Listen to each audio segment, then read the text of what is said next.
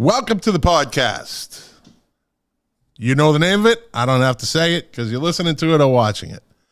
And while you're watching it or listening to it, do me a favor. Hit the subscribe button if you're watching this on YouTube because we are live streaming right now. If you like this show or if you're watching this show after it's already been live, subscribe. We would appreciate it. Hit that little bell on the side. You'll get notified when we go live. Also, if you're watching on Facebook, because we're live streaming over Facebook, also share this. Share this with your friends. Share if someone likes music. And if you're listening to it on whatever platform you're listening to on podcast world, give us a like, subscribe, leave a comment, give us 5 stars, whatever you need to do on whatever platform you're listening on. And if you want to reach the show, contact us at milkcratesandturntables@gmail.com. You have suggestions, comments, criticisms. You don't like my co-host, we get a lot of those. And speaking of my co-host, let's bring on the most hated man in podcast world. Not really. My co-host, Jack Calabrese. That's really cruel, man. Well, you look like a convict tonight. All I do is try to love you, and all I get is grief. You look like you should be in the Green Mile. Dude, it's cold up here. You got the prisoner Scully on. In the facial hair. In the facial hair. The funny thing, it's only coming in dark under the nose, you know?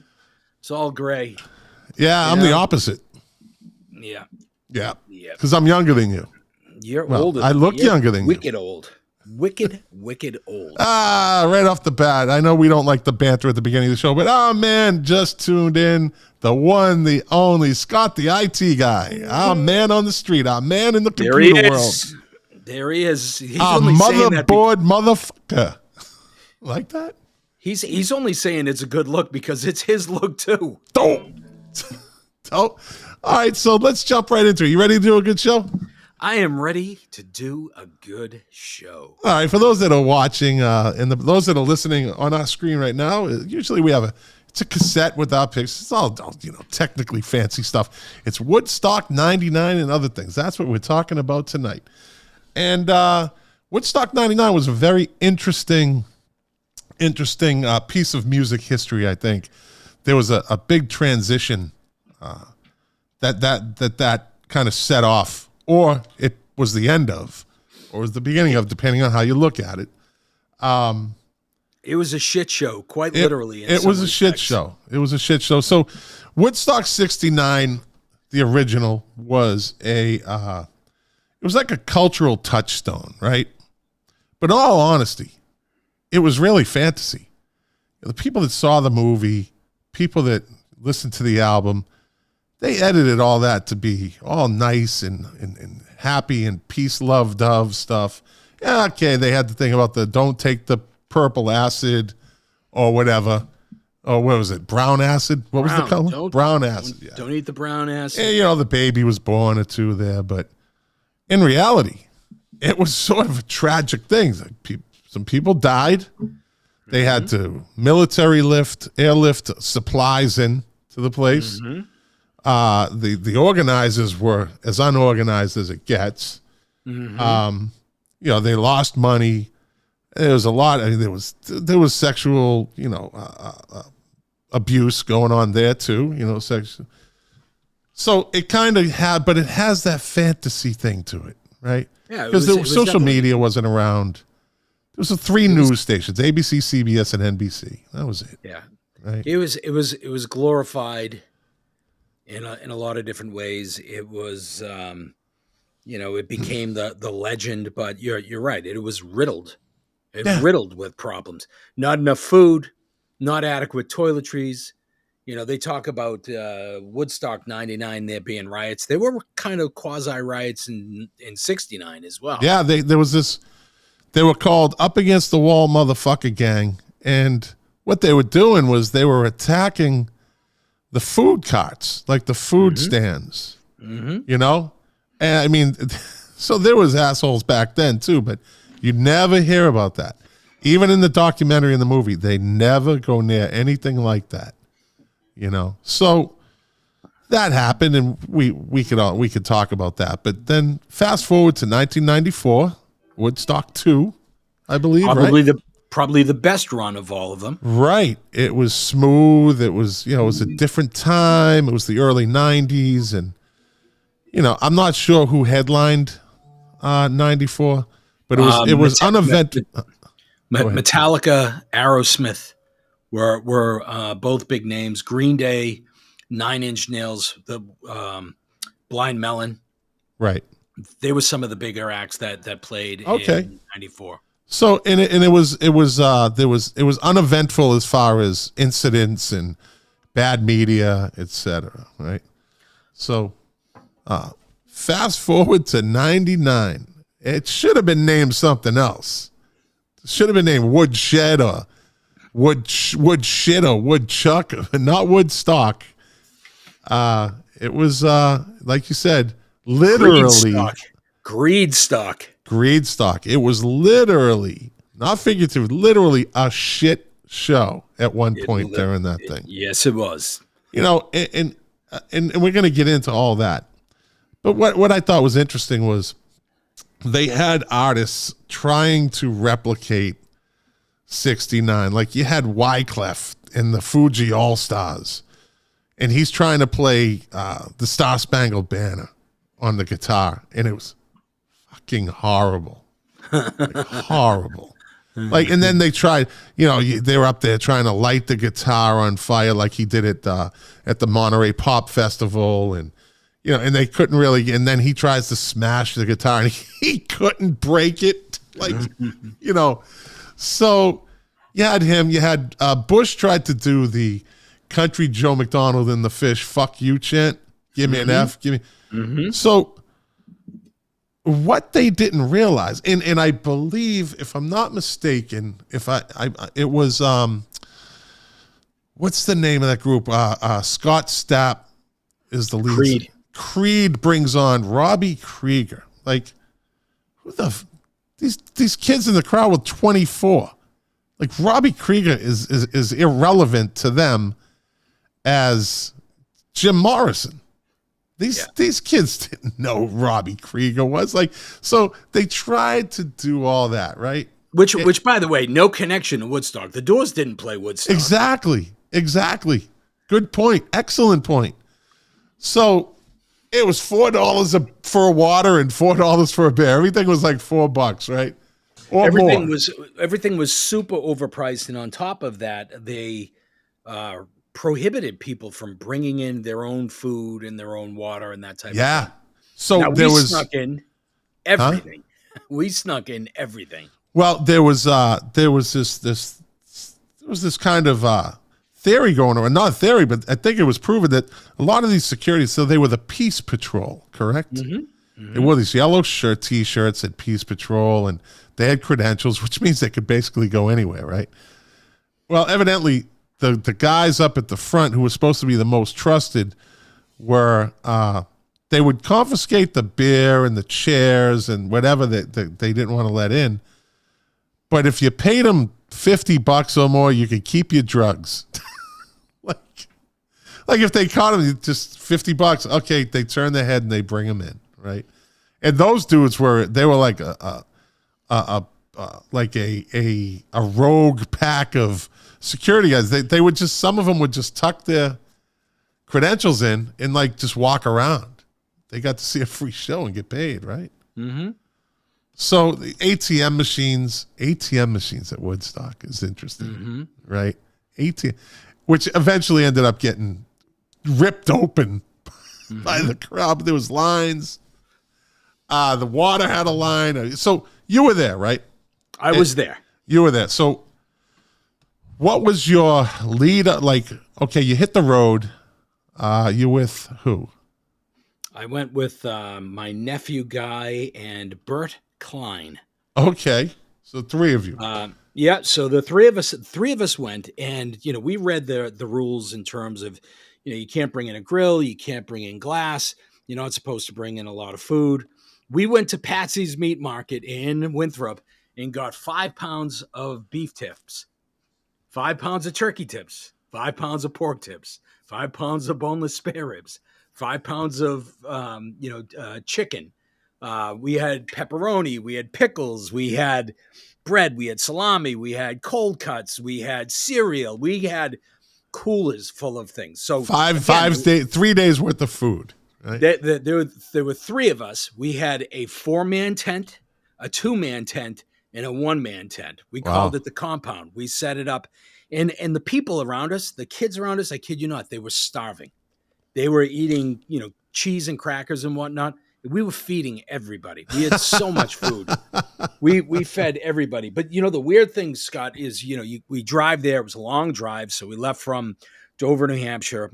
We had not been in our house more than a couple of months. And we drove to Rome, New York. It was on an Air Force base. So it was on the tarmac. Yep. So you think of Woodstock, you think about rolling hills and rain and mud and keeping cool and whatnot. It was on literally the runways of an airport base. It was Grissom. I think it was Grissom Air Force Base. Grissom Air Force Base. 90 to 100 degrees every day. Yeah. People were dehydrated. People were drinking too much. People were not sleeping enough. People were just going up to the raves and staying out all late. Plus, it was the biggest fucking frat party you've ever seen. I had never seen so many backwards baseball caps in my entire life. Yeah. It just there's a reason for that, and we'll get to that. I believe there was a strong reason for that. Yeah, and we can definitely talk about that. But I can tell you right from the get-go, being there was a strange vibe. You could literally feel it, that something just wasn't right. And it was okay the first day. And the second day, it definitely got a little weirder. Like, people just had an edge. It did not have the peace and love vibe. There was a lot of nudity. And there were a lot of friggin' meatheads there. A ton of them. Yeah. Yeah. Well, it became an issue real fast with the heat. To get water, I believe they had like water holes, so to speak, where you could go get water. It's like a circular thing, right? And you could just, at one point, people were bathing in it. They were bathing in these things, right? Bathing in it, sleeping in it, pissing in it. Right.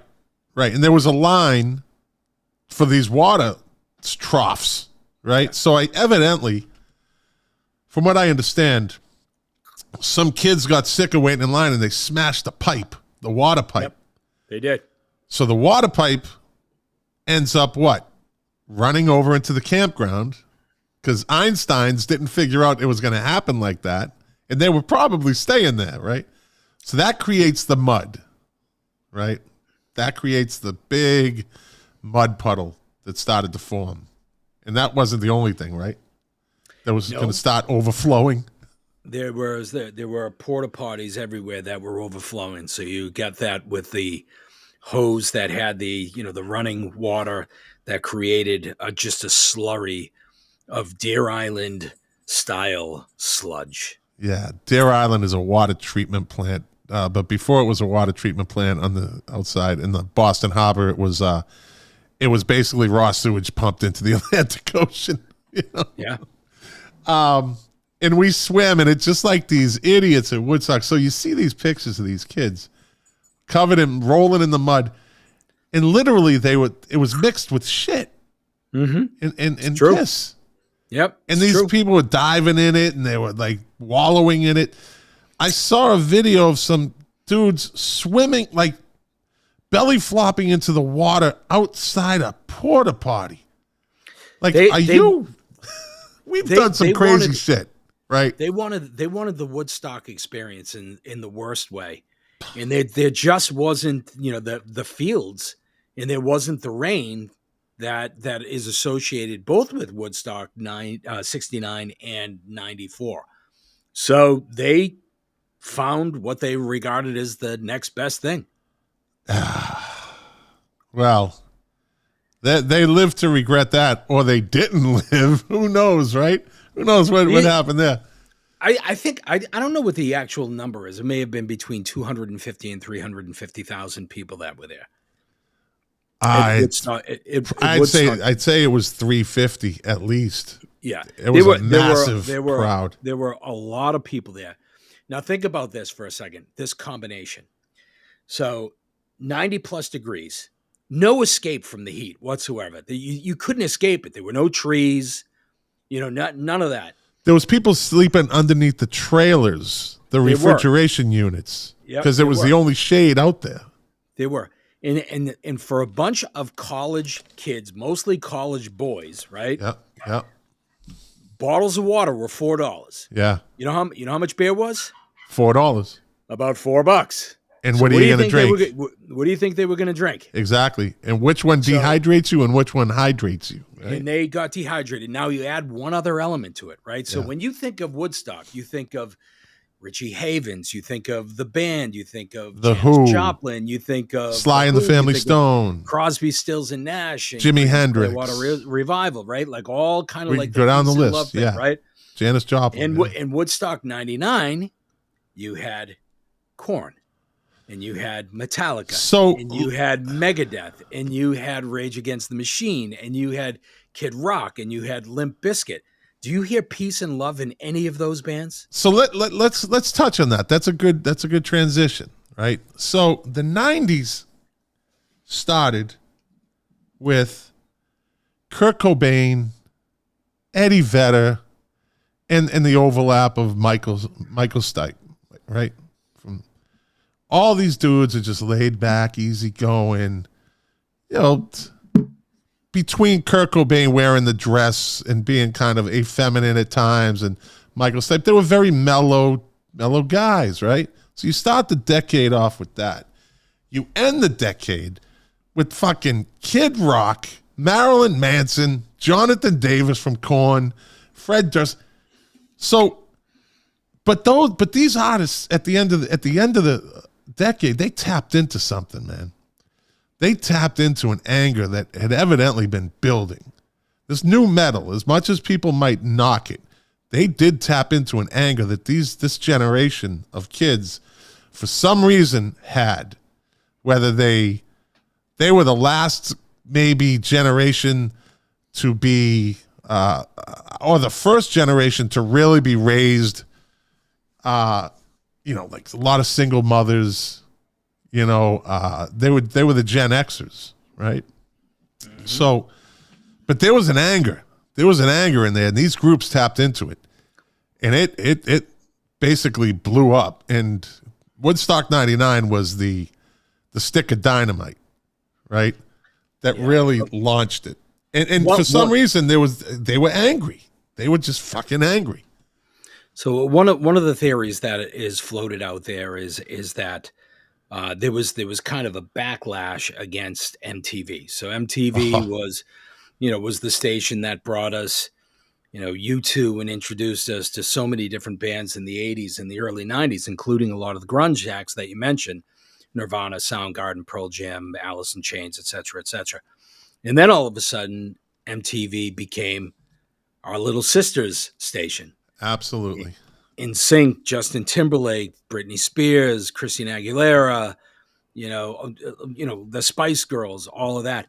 So there was a backlash in music. Well, don't forget I'm sorry to interrupt you. Don't forget what was that Carson Daly show that he TLC. did every day? Right? That absolutely that he absolutely was the face of the selling out of MTV. Yeah. So there was a backlash. And I remember, Carson Daly was there, broadcast from the stage, and people were throwing shit at him. Yeah. And even the Offspring came on, and they actually had dolls or statues that represented, I can't remember if it was the Backstreet. It was the Backstreet Boys. Yeah. And he came out with a baseball bat and started beating on him. Yeah. It was like a big rubber. It was a plastic red. It started knocking their heads off. Yeah, peace and love? I don't think so. So you have that, right? And then you have Kid Rock coming out. Like, if you want to talk about the haves and have-nots, and he basically flaunted, he came out in that big white mink. It's a fucking 100 degrees out. Yes, comes out in the big white mink jacket, which he's Kid Rock. It's the cane, the hat, and he has the valet, comes and takes it, but he does his thing and people loved him. That was his stick, right? He was actually really good. He's all yeah. Kid Rock. I've never heard a bad critique about one of his shows. He is an entertainer, that's for sure. You have that, and then you have the Limp Bizkit comes on, and the bass player is the first one out on the stage, and he just gives the whole crowd the double middle finger. Just stands there giving them all the middle finger, right? Then Fred Durst comes out and says, "This is fucking 1999. Take your Birkenstocks and stick them up your fucking ass." Mm-hmm. Right? So that Limp Bizkit was the driving force behind the reverse baseball caps.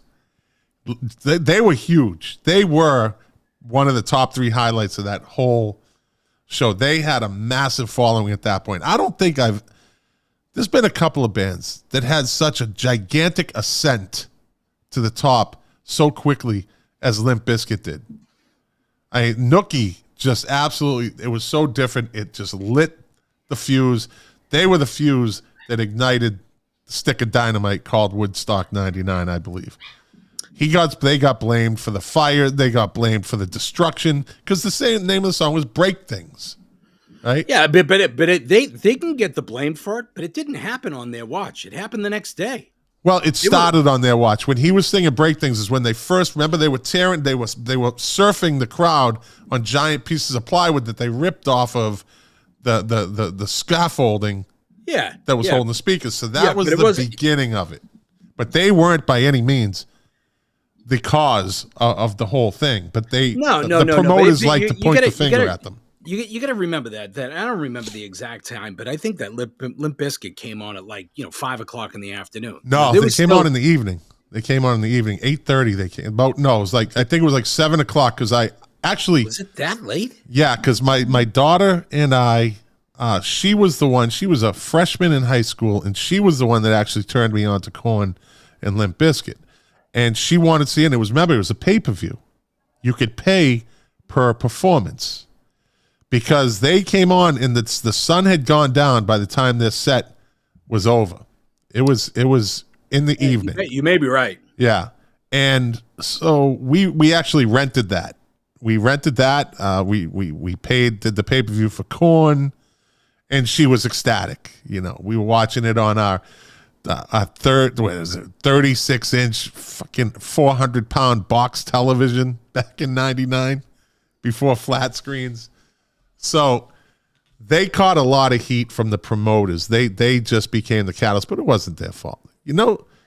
I think you might agree at what was the real cause of everything in the end was them fucking giving away candles. Yeah. We'll get to that though. We'll get to Sunday. So let me ask you. I'm interested in your experience there. So who did you go to see? So, me being a little bit older and me, just kind of loving music across the board, I definitely wanted to see Rage Against the Machine. I wanted to see Metallica, but I also wanted to see and got to see, some other bands that you wouldn't even associate with, with Woodstock 99. James Brown opened the second Opened it up 5:30 on Friday afternoon, right? Al Green, live, Jamiroquai. Horrible. From what I understand, Jamiroquai was fucking horrible. No, they were okay, but they people were throwing stuff at them. Yeah, because he was fucking Jamiroquai at Woodstock. Come on, man. What were they thinking? Who put that lineup together anyways? Counting Crows, Dave Matthews Band, Our Lady Peace, Godsmack, Collective Soul, Willie Nelson, Elvis Costello, now you're naming off bands, but who did you go to see? Because you can't see all of them. No, and I didn't get to see all of them, but I wanted to see Metallica. I wanted to see Rage Against the Machine. I wanted to see Korn. I wanted to see James Brown. I wanted to see Elvis Costello. There were a bunch of bands that I wanted. Did you get to see all of them? I didn't get to see everybody because the stages were about a mile apart from We're a mile away from each other. Yeah. So there were two stages that were basically running almost the same time. The east and the west stages. And it was impossible to kind of get back and forth. So you kind of had to pick and choose what you wanted, because remember, it's not just a matter of making it from one stage to the other, but you had to kind of fight through the crowd to get anywhere even near the stage. And you know your friend Jack. I don't like standing far away. No, neither one of us do. Evidently, obviously. So, it was a bit of a challenge, and you definitely had to make some choices. Right. So like the second day, we spent basically at the East stage. So we got there, it started on, so this was the Saturday. It started with the Tragically Hip, went to Kid Rock, Wyclef Jean and the Refugee All-Stars, Counting Crows, the Dave Matthews Band, Alanis Morissette, Limp Bizkit, Rage Against the Machine, Metallica. And I think one of them is missing. No, maybe it was the day before, because Sheryl Crow played as well. No, Sheryl Crow was on Friday. So Friday it was James Brown, G Love and Special Sauce, Jamiroquai, Live, Sheryl Crow, DMX, The Offspring, Korn, and Bush. Right. Bush, I can't believe Bush ended. They came on after Korn. Korn should have closed. Totally anticlimactic, because even back in Woodstock, you can't beat what that Korn set was. Bush had already been kind of played out. They would have been better suited playing earlier in the day. So I watched that Korn set also, like I said, with my daughter, and loved it. It's an epic set during Woodstock. If you get a chance, go check it out on YouTube. Korn Woodstock. And Blind. They start off with Blind. And I've never seen a crowd turn into an ocean of just people going up and down like a big, like a what do you call them, a wave pool? Yeah. And Jonathan Davis said, he said, I looked out and realized that there's 3 sets of speaker systems, and there's a delay as sound goes, right? And he said he could see the crowd in front of him, but then like a few seconds later, he would see the reaction to "Are you ready?" And then he'd see that section go. And then after that, his quote was, I left my body at that point. I don't remember a fucking thing after that. It was so amazing. He said it was just unbelievable. He said, I gave the show of my life on that night. And he literally almost, he had heat stroke when he got off the stage. They had to pack him down in ice and give him an IV. It was just that, it was that hot, and the crowd was just that intense. Yeah. And that was a great set. So if you're listening and you haven't seen it, go to YouTube and watch Korn's set at Woodstock 99. You won't be disappointed. People have to remember that there was a lot of criticism and there was a lot of bad things that happened at Woodstock 99. But there was a lot of good stuff that happened as well. There was some great sets that, some of it was really, really, really, really fun. Yeah. It was definitely flawed in a lot of ways, and it really got ugly toward the end. But there were parts of it where, you felt like you were at Woodstock. I mean, looking behind me and seeing, there it is. Listen. I hear it. There it is, the train. Every episode. Looking behind me and seeing a couple of 100,000 people is a pretty wild experience. How close did you get? Very close. So for Metallica, yeah, I was in the front row.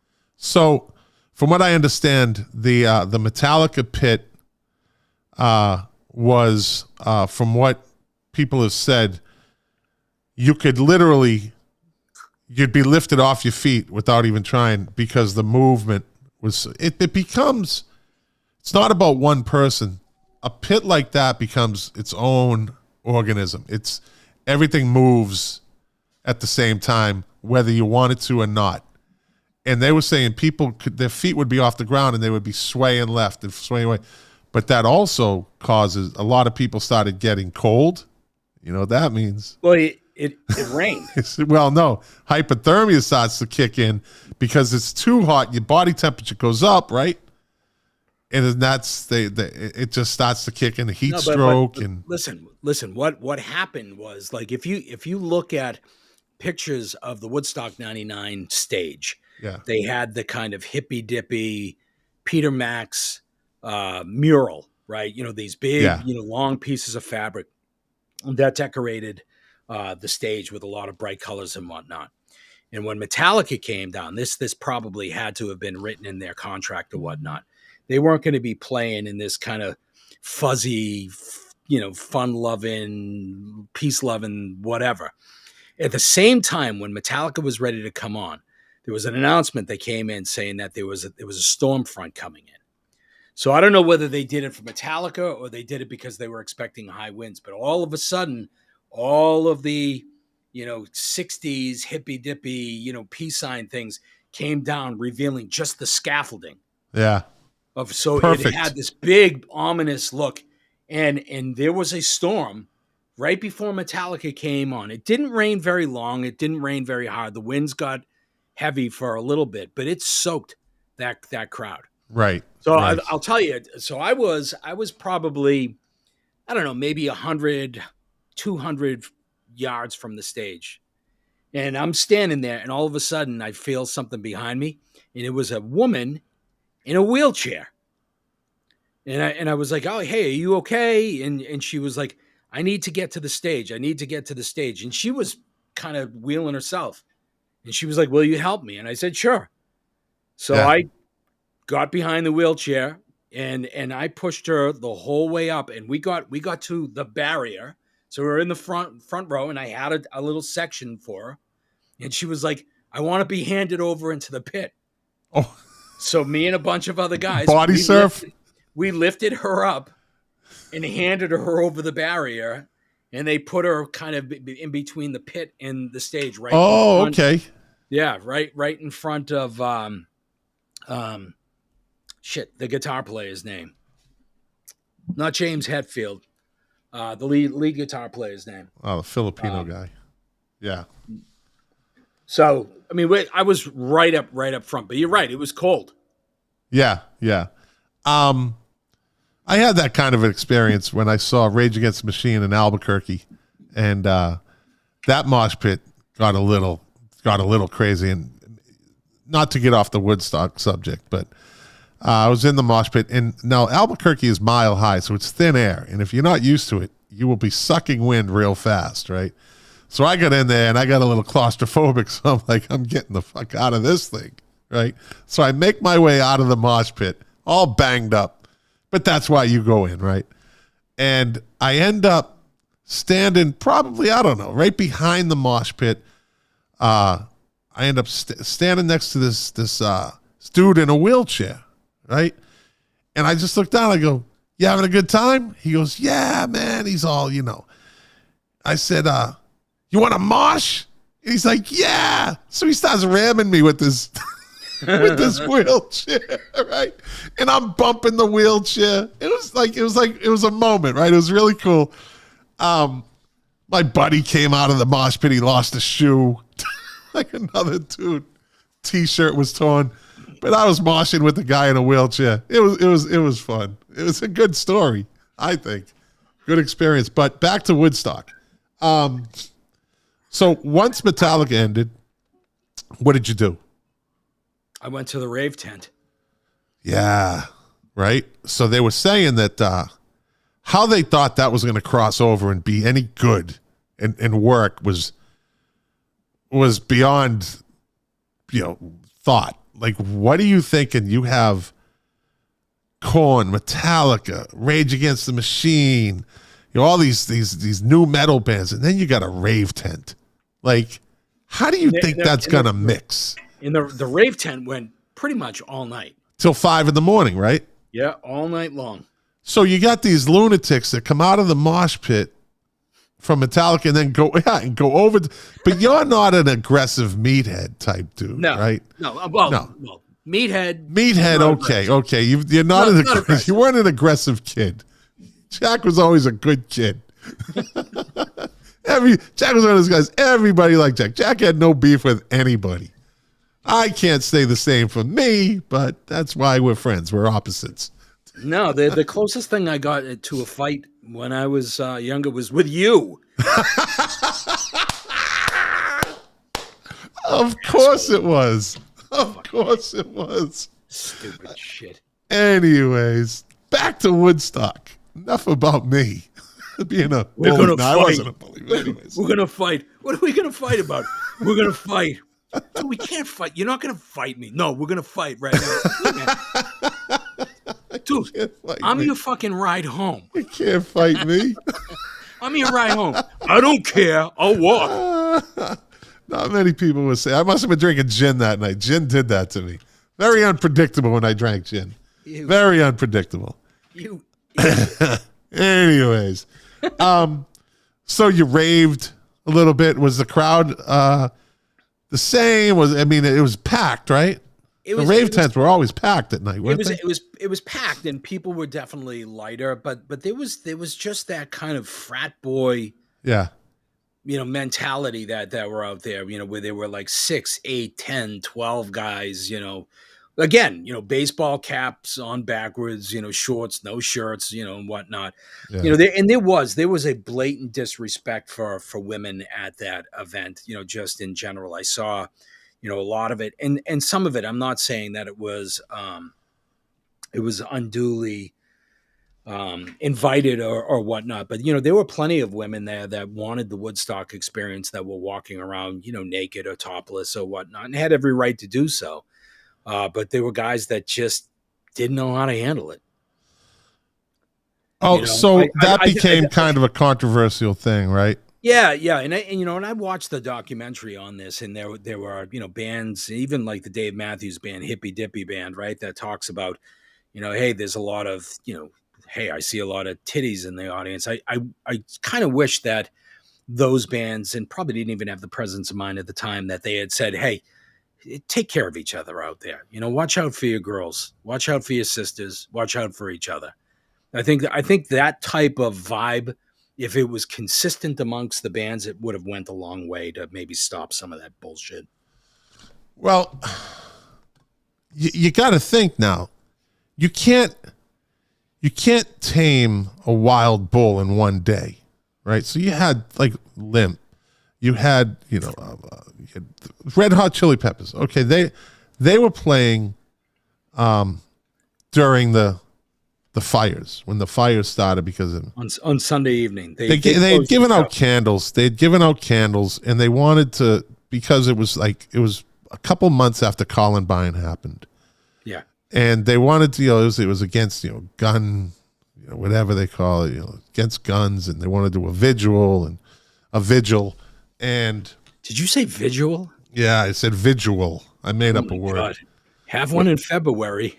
There you go. I was going to say, somebody already wanted to know, hey, Jack, what's the month after January? So you're stuck with it. Anyways, what is this brew? back to.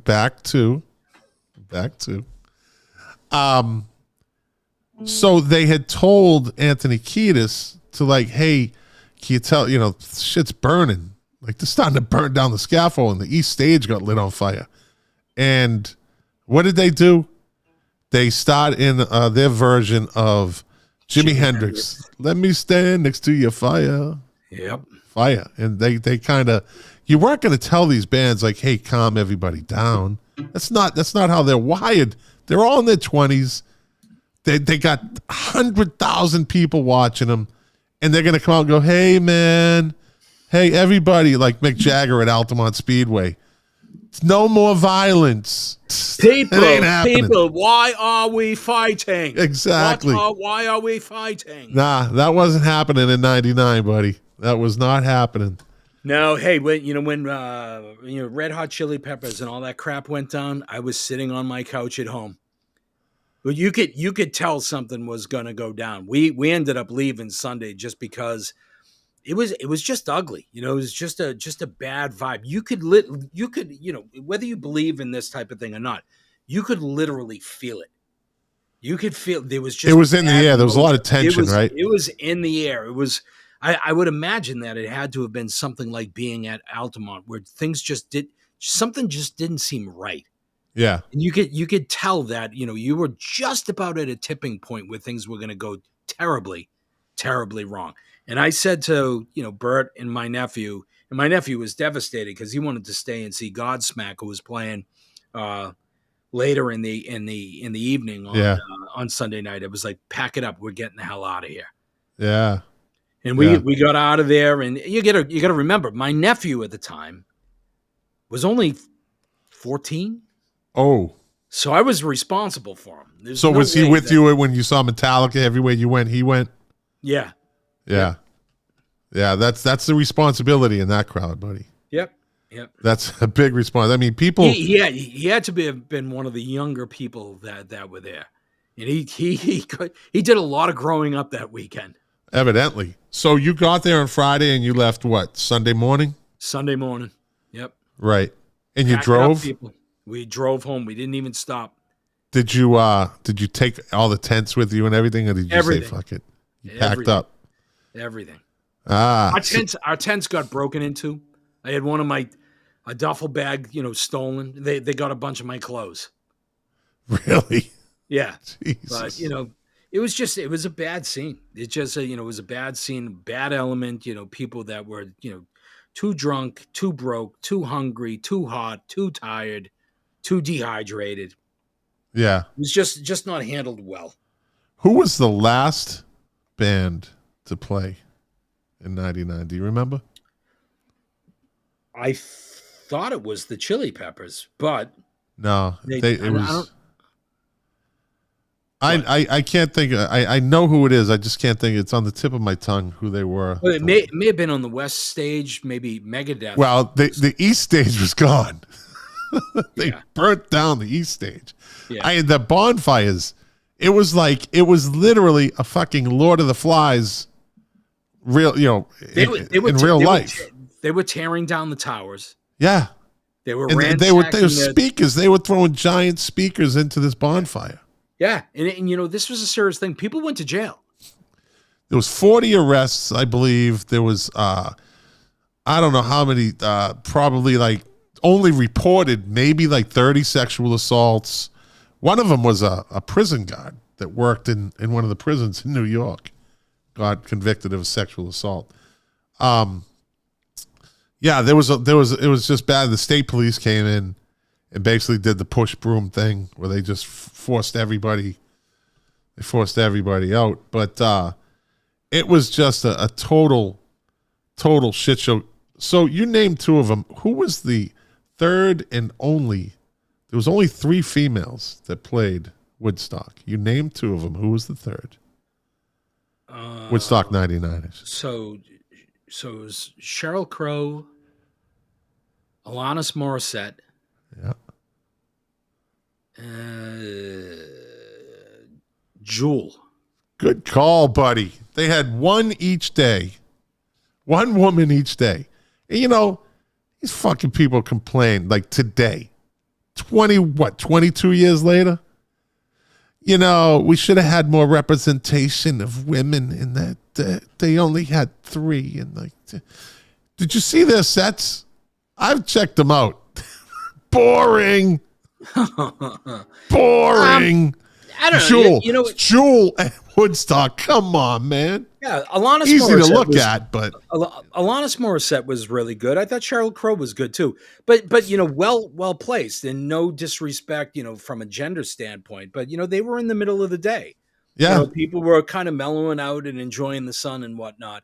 And I mean, think about it. I mean, they certainly could have and maybe should have had more women on the bill. But when you get into the afternoon, I mean, you're not going to put Jewel or Alanis Morissette on after Kid Rock and Limp Bizkit and wedge them between Korn and Metallica. It just wasn't that Korn and Creed or whatever was the last on Saturday night. Yeah, it was just well. But you're right, from a diversity or an inclusion standpoint, right? You had a couple of women that got to play, and you had a couple of non-white rock acts, right? So you had Al Green, you had James Brown, You had Los Lobos. So who else do you want other than James had, Brown and Al Green? I mean, come on, those are icons. What are you going to bring in? You're going to put together a Living Color again? Bring them in? You know, there was not that much representation. Oh, what about DMX? DMX had one of the biggest sets. Yep.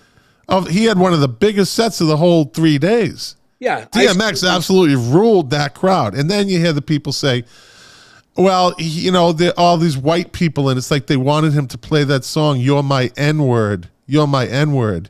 And they enjoyed saying it. And how, you know, it's like, shut the fuck up. You know, it's 1999.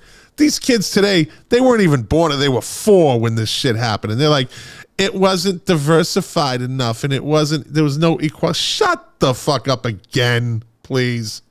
You know, it was 1999, not 2000, not 2021. That's what I say to that. And Sheryl Crow was popular then. Jewel was popular then. Alanis Morissette was huge. They were all huge. They were all huge. Back then. Yeah. Who are they going to get? Joan Osborne to come in? So you just really you want to turn it into half Lilith Fair, half Woodstock? We'll call it Lilith Stock. Shut the fuck up again. That's my rant. I'm done. You done? I'm done. You need to take a break. You sound like, you know, one of the guys that were in the mosh pit. You should go put on a baseball cap. Is there a lot of people saying "shut the fuck up" in the mosh pit? Pretty much. All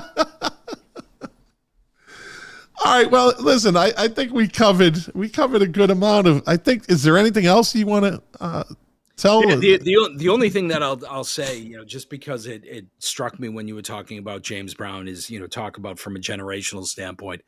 You know, I had I can't remember if it was like, you know, 14. He was young, you know, 13, 14, whatever it was, and he wanted to see, you know, Metallica and Limp Bizkit, and in particular, he wanted to see Godsmack. And I remember we were really, really close to James Brown. We were like right in the front row. And my nephew was going, I fucking hate this guy. Who is this guy? He was like, this guy should die. And I remember grabbing him by the shoulder, you know, not bad, but just putting my hand on his shoulder and say, dude, just fucking pay attention. You have no idea what you're watching right now. This is history. You will probably never have this opportunity again. And he never did. You'll be bragging about it in 20 years. Yeah. And now, you know, now he was like, I'm so thankful that you made me watch it. And I so wish that I appreciated it more than I did. Right. You know, because James Brown was James Brown, man. Yeah. Yeah. So yeah, I think we covered. We did a little damage on Woodstock tonight. 50 minutes. I didn't think we were going to talk about Woodstock '99 for 50 minutes. Oh, I thought we would. That's why I said let's. And how me and Jack do it is most of the time. Like today, I just texted him and said, "Let's talk about Woodstock '99." It was like 3:00. I said this, so it's not like where I knew we were going to have a lot to talk about because you were there. I was there. You know, so I mean, what more do you want than somebody that actually lived at least for 2.5 days?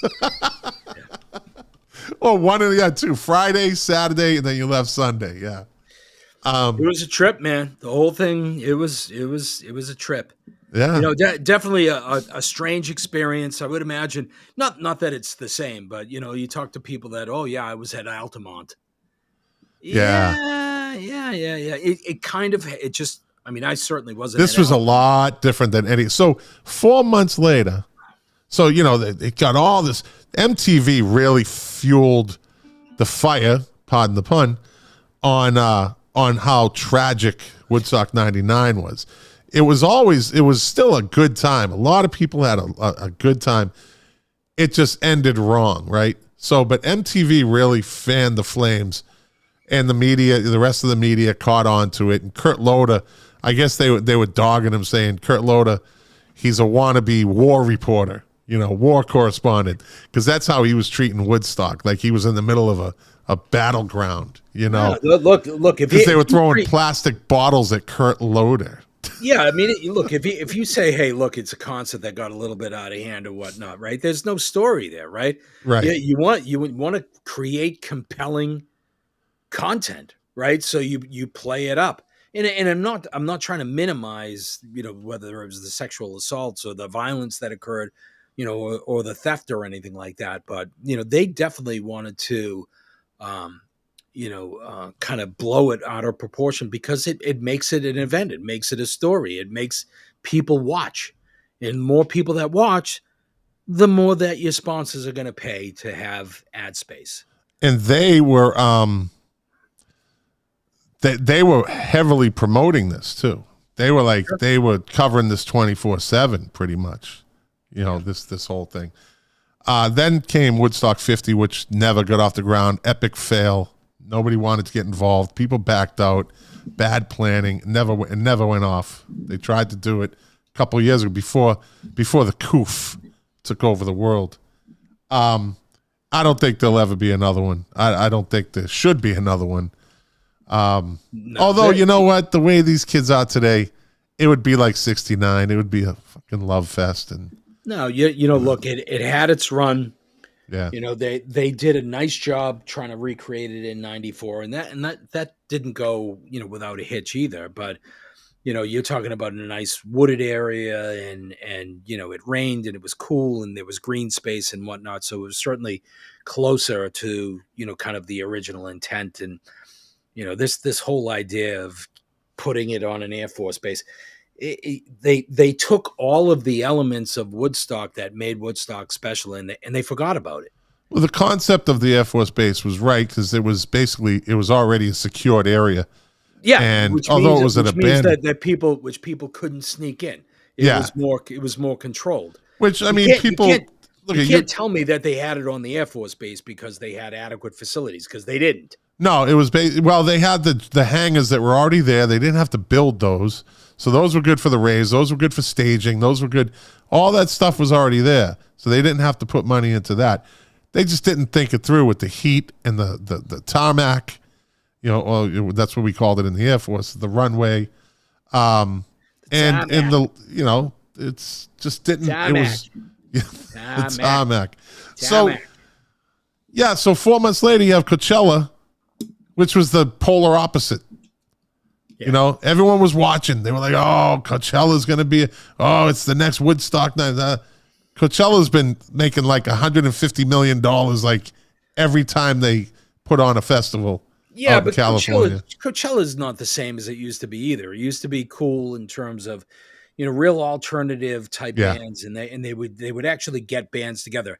That was the one place where I thought and I knew it was a long shot and it was probably never going to happen, but I thought there was the possibility of Coachella that you actually might see a Smiths reunion. Right. There was a little talk about it. There was a little talk about it, but Coachella has been gentrified, and there are VIP packages that are thousands and thousands of dollars.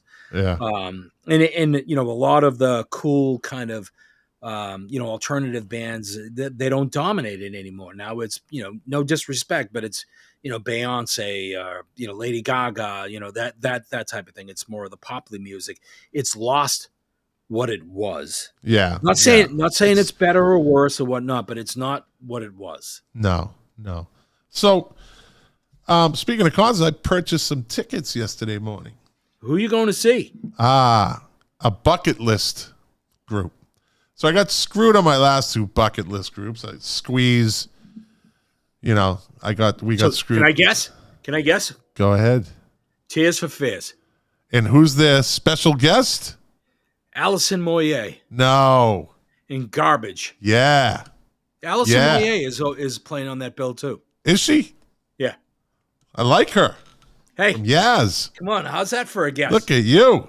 So I took I'm wicked smart, boy. Wicked smart. I got some really good seats at it's the West Palm Beach Amphitheater. Now it's changes every year. I don't know, fucking Perfect Vodka and I Think and whatever that. Have you ever seen Tears for Fears? No, that's why it's been a bucket list for me to see them. And I know they're going to be good because the older, really good live. The older bands get, the more polished they are live. That's one thing you say about groups like them. And their greatest hits album is a start to finish album. Deb and I have seen them, I think, 3 times, and they've been fantastic every time. What is your favorite Tears for Fears song? Don't steal mine. You don't know what it is, but don't steal it. I love Mad World. But believe it or not, one of my favorite songs of theirs is one of the songs that's a little bit later. It's older right now, but it's called "Break It Down Again." Great song, right? Great song. Break it down again. Well, it doesn't sounds just like them, right? That. Yeah. Nah, my favorite. That's a great song, but my favorite song from Tears for Fears, probably one of their most underrated songs, "Advice for the Young at Heart." That's a great song, man. It's pretty good. Yeah. It's a great song. It is. It's such a good song, man. And I have, listen, I got good taste in music, but I just like that song for some reason. It's that song that just kind of touches you. It's a very good, well written, well produced song. Yeah, they're a great band. I'm interested. I've only heard the single, but they have a new record that they've put out. So it's actually a pretty good story, right? So they worked with their management, and they were going to put out a record, and the management and the record company actually hired them, some young guns, to actually write them a bunch of songs, and they recorded a bunch of them, and they said, you know what, this isn't us. Yeah. So they scrapped the project, and they did something that they haven't done since they were in high school together. They rewrote their album, and they just went into a room with 2 acoustic guitars. And they kind of just ground it out and put out. I've only heard the one cut, which is definitely decent, and I'm eager to hear the rest of it. Yeah, they had a falling out for a little while, but that's typical. They had a meteoric rise. Songs from the Big Chair really launched them, and but that happens. So yeah, I got a couple of really good seats for me and Dr. Vera. And it was huh? I said that's awesome. Yeah, it's Christmas presents for each other. That's our Christmas presents because them tickets ain't fucking cheap. Tab and I, we kind of did the same thing, right? So we're not buying each other stuff because we buy stuff when we want to buy stuff. She always says, look, you're the worst to buy Christmas presents for. I was like, how's that fucking possible? I play guitar. I love records. I love books. I love, painting. I paint. Yeah. So you could buy me photography, paint, brushes, photography, all of that stuff. She was like, I have no idea what you have and what you don't have. Yeah. So can't go wrong with music. No, we've gone more toward events and experiences. So this year, we're not really exchanging gifts. We'll exchange a couple of small things, but in the summertime, we're actually going to go over and spend almost 2 weeks in Greece. Nice. Yeah. There you go. Yeah. Gonna see any concerts there? I don't know. If there are, then don't bring it up on a music show. Yeah. Oh, I'm sorry. I thought we were talking about Christmas. Talking about music gifts. Are we gonna do? Yeah, we are. Christmas? We're not going to be on next week. We're taking Wednesday off because it's the night before Thanksgiving. I'll be on. I'm going to do a solo show. I want to hear that. You can do it, buddy. You can do it. So we're not going to have we're going to start. We're going to cut back a little bit on the holidays because we've been grinding out this for about 5 months now. 33 episodes. Seems like 10 years. Shut up. Anyways, you shut up. No, you shut up, stupid face. Yeah, we are going to do a Christmas show. Absolutely. Don't play the guitar yet. I'm not done. Sorry. Don't. All right. Hey, stop. Sorry. All right. Da-na-na-na. Stop. Okay. Whatever that was. So, you're lucky you're on the other side of the camera, buddy. All right. First, we got 2 things to finish off the show. We got Todd's trivia time. Okay. All right, I got this for you. I'm gonna describe a band, and you have to name it. All right, because my buddy Todd puts work into this, and I always give people credit that put in their work. So this band, and this is again Todd's trivia time. This band is an American rock band formed in 1975 in New York City, and active until 1991. Described as one of the most critically acclaimed bands of the 80s, The group helped to pioneer new wave music. What was that? By integrated elements of punk, funk, and world music with avant-garde sensibilities. This band released their 1977 debut album and hit their commercial peak in 1983. In 2002, jump in at any time. I know this isn't easy. Yeah, are you waiting for me to guess? Yeah. Oh, I thought you were just, giving. No, clues. at any time, just, let me know so I don't fucking waste my breath. So my initial guess was the Talking Heads.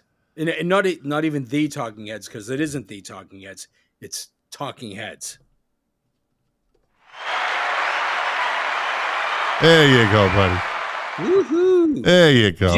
By the way, did you what know did that? I just do? I just muted myself. Wait, did you know that it's not the Talking Heads? It's just Talking Heads. Yeah, it's Talking Heads. Yep. Just like it's not the Corn, it's Corn. So U2. So we got that in. REM. All right, let's jump to. Stop talking. You shut up. All right, this day in music. Let's see. On this day in 1963, which today is what, November 17th? Yes.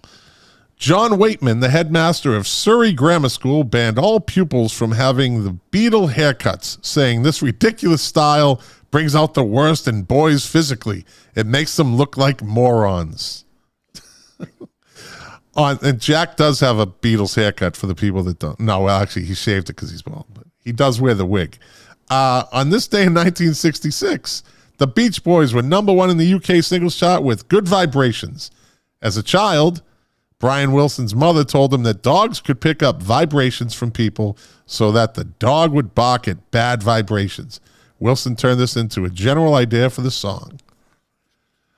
On this day in 1967, the 16-date UK package store with Jimi Hendrix, Pink Floyd, The Move, The Nice, and Amen Corner played at City Hall, Sheffield. A review of the Sheffield Star noted, like an electrified gollywog, Jimi Hendrix threw himself into a live wire act that featured his intricate guitar interpretation. Quite an experience. On this day in 1971, Slade were number one in the UK single chart with 'Cause I Love You, the group's first of 6 number ones. The Who, in this day in 1973, the Who double album Quadrophenia entered the UK album chart, peaking at number 2. One of the 2 full-scale rock operas from the Who. The other being which one? Quadrophenia. Well, that's what I just mentioned. What's the other one? Tommy. There you go. Tommy. Pay attention. Tommy. Stop looking at your guitar. Stop tuning your strings. Sorry. The 1979 film based on the story stars Phil Daniels, blah, blah, blah.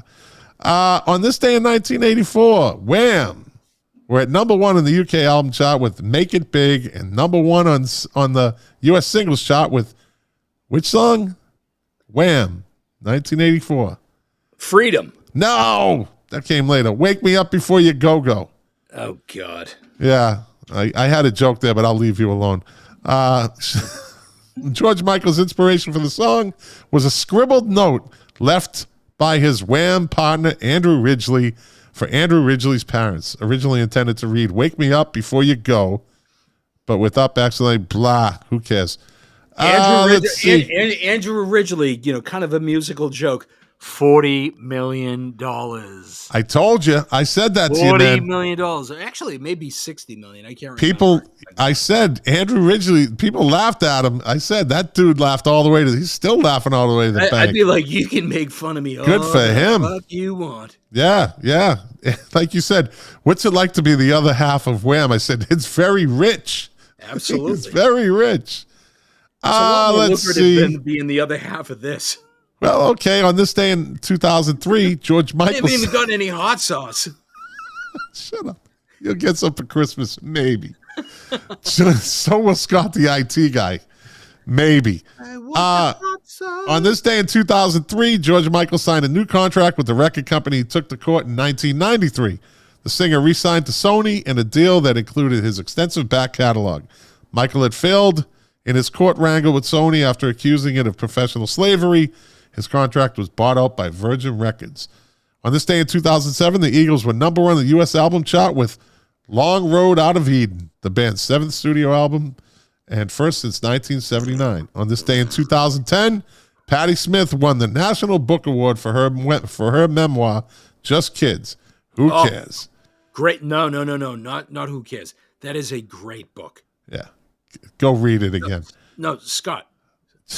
Okay. Great book. And listen, if you don't want to read it, that's fine. I believe you.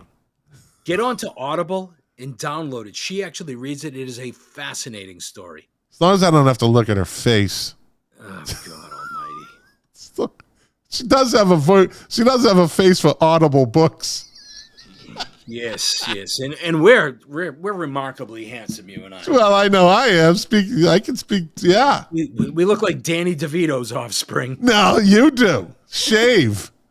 Anyways, I can't shave. It's Movember. Let's see. It's Movember. That's right. All right, birthdays today. Born on this day in 1938, Gordon Lightfoot, Canadian singer. Yeah.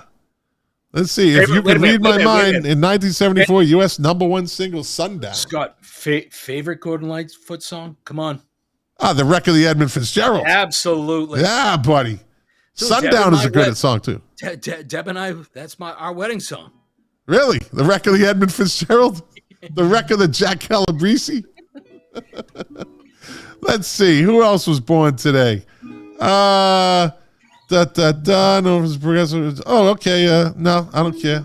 I don't care about him. You guys can listen. I don't care. Oh, born on this day in 1960, the one, the only, RuPaul.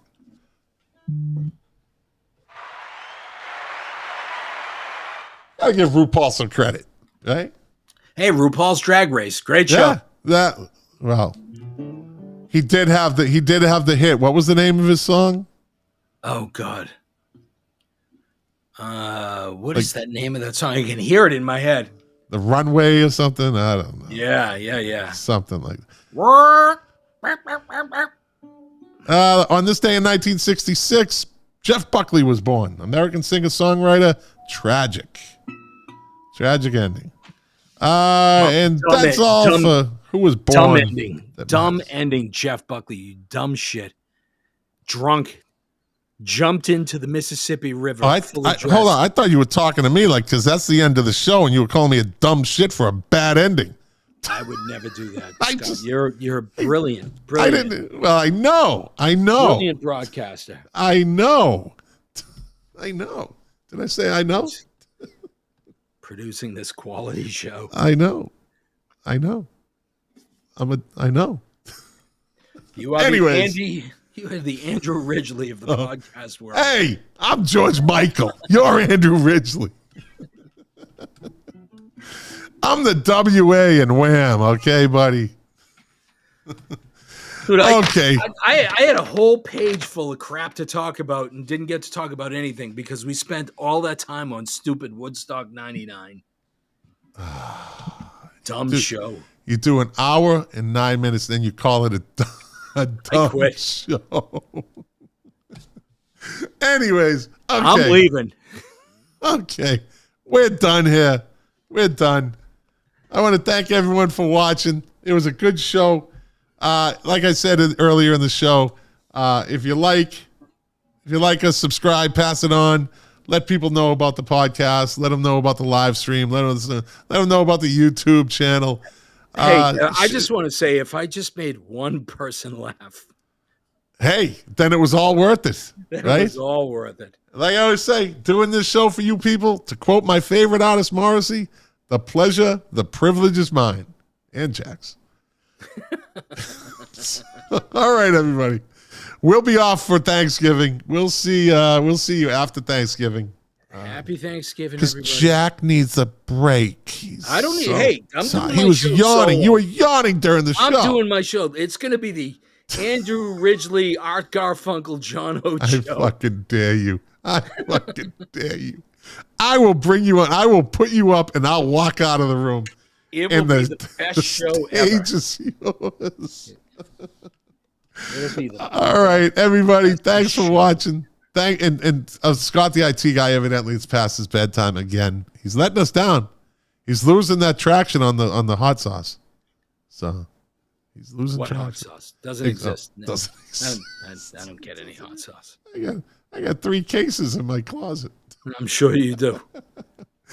All right, Jack, stay on. Everybody, have a great Thanksgiving. Good night, everybody. All right, gobble, gobble.